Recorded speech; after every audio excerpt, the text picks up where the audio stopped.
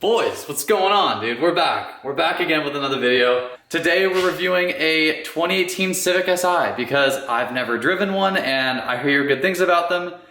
And no VTEC with turbo, so that's kind of odd. Quick update on something really quick. Uh-oh.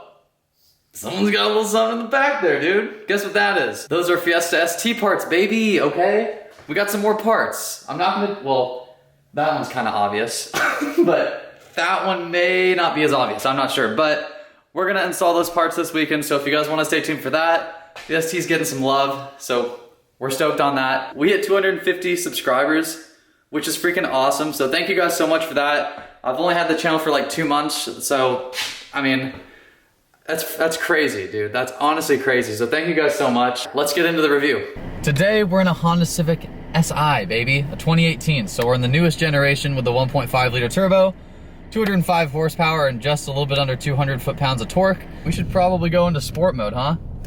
Oh, baby. We're in sport mode. So one thing I noticed already that's actually kind of cool, when you put your blinker on the screen right here, it shows you a camera of the side of you, which is pretty sweet. I didn't know they did that. All right, we're gonna do a first gear roll in the old Civic Si. So let's go ahead and enjoy that. We are at 15 miles an hour.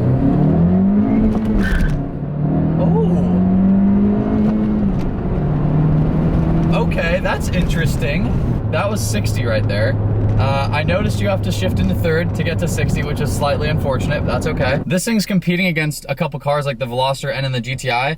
Both of those have higher horsepower levels for sure and higher torque levels, but this is lighter by 300 pounds. When you hear 170 foot-pounds of torque, or 180, whatever it is, that doesn't sound like a lot, and it isn't, but for a car that's this light, just under 3,000 pounds, I think it's 2,800 pounds, it actually scoots pretty well. I can already tell that this car is gonna be more of like a momentum car than anything. It's kind of down on power just a little bit, but that's okay. So let's get straight into it. We're going down the curvy roads here.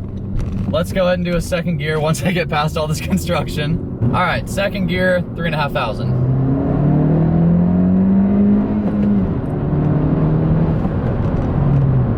It's not bad. It's quick still. It's still a quick car, don't get me wrong. I feel like I'm making it sound like it's slow. It's not a slow car. It's just a bit down on power compared to what I thought it was gonna be. And that's okay, because guess what? I'm pretty sure the handling on this thing is gonna be absolutely freaking amazing, because that's where these things usually excel.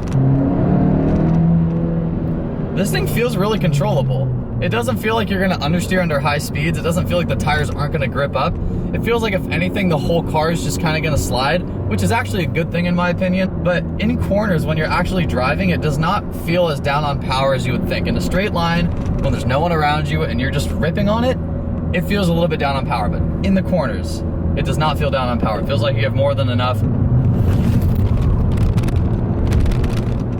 That feels great. It corners great, and the weight transfer is really good.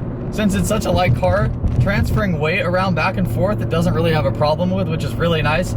That was something that I kind of ran into an issue with in the Scat Pack, which is a completely different car, but it really takes away from the driving experience when you're going faster corners. You're worried about the next corner. Oh, am I gonna be able to actually transfer this weight correctly and make it through this corner okay? Let's see down low torque. Oh, a little blow off. You can't hear that, but I can. Dude, it handles these corners really well. The one thing that does bug me a little bit about this car is the rev hang. As soon as you're out of a gear, like if I'm in, you know, so let's go to second. If I'm in second, I pin it. Rev hang, rev hang, rev hang, rev hang. Now that's where third gear is supposed to land. So that's kind of annoying. That's something that my Fiesta used to do, but then I got a tune and it took it away. So that's really good. I'm sure you can do the same thing with this, but as a stock car, the rev hang's just a little bit annoying.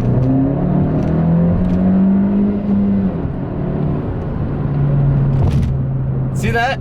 See that little smile on my face? That's a good thing. That's a good sign right there. So although the suspension is soft, like I said, it doesn't particularly have a lot of body roll. It's just well damped, I guess. I mean, it feels soft, but as soon as you load it up in a corner, this thing is squatting. This thing is absolutely squatting.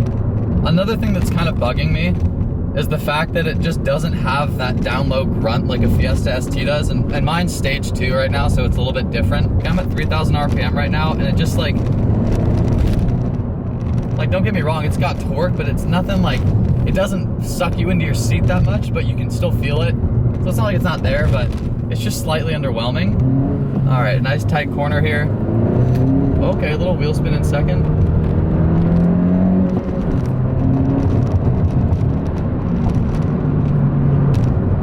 Oh yeah.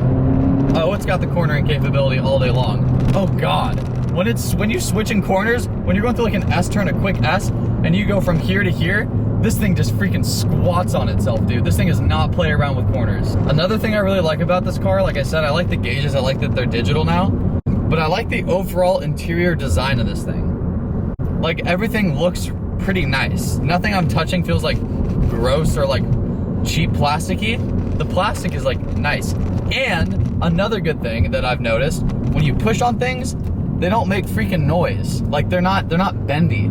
So that's why when you're touching everything actually feels solid. Driving position is really, really good. Like, I don't feel like I'm super high up. I feel like I sit pretty low.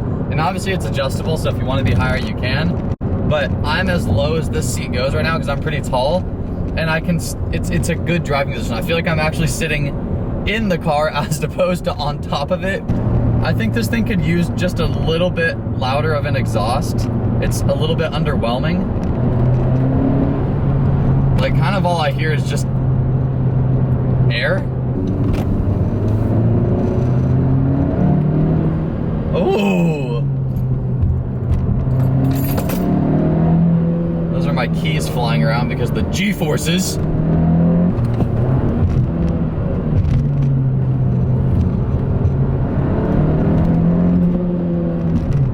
Yeah, that rev hang is just not good. I don't know if you guys can hear that, but every time I shift gears, the revs just stay up for so long that every upshift feels like you're like slipping the clutch way too hard, when in reality, you're not supposed to shift that fast apparently, because it just hangs up there. It's weird. This thing doesn't really fall off at the top of the RPM range. It still continues to pull, whereas my Fiesta just dies after 5. It absolutely dies. So this thing like has not a lot of torque down low, but it kind of makes up for it in top end that it does have. So all you gotta do is just keep it happy up past 4 and you're having a blast. So far, I really like the 1.5 idea. I don't really know too much about this motor. All I know is that it is no longer VTEC, which I kind of wish it was still VTEC. I think that'd be really cool. If they could, dude, if they could make the Civic Si a turbo VTEC, I think that would be freaking killer. I think that'd be a winner. But what they've done with this one, the 1.5, I really can't complain. I really do like it. It's not bad. Okay. It's pretty good, dude. It's honestly, it's pretty good. I think this thing could definitely use some more power, but that is doable aftermarket. So as a general platform, I love this thing. I think it needs some work, but I freaking love this thing. It's great. I'm looking at it in terms of potential rather than what it is now, which I like both, but I really like what it could be. And I'm not talking going crazy, like, you know, spending thousands and thousands and thousands of dollars trying to get this thing perfect.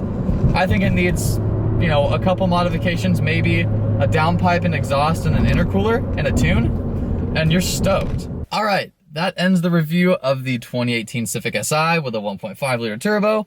I really like this car. I think it's awesome. I love that it's a manual. I love that it's an Si. I love that they just keep getting better and better every year. I love the exterior styling. I love everything. So that's it. If you haven't had a chance to subscribe yet, please do so. I have some things coming for my Fiesta ST. A couple modifications that are going to be monumental, because we're going to be full bolt-on, baby. So it's going to be crazy. So subscribe if you want to watch that stuff, and stay tuned. Otherwise, I will catch you guys on the next one. Peace.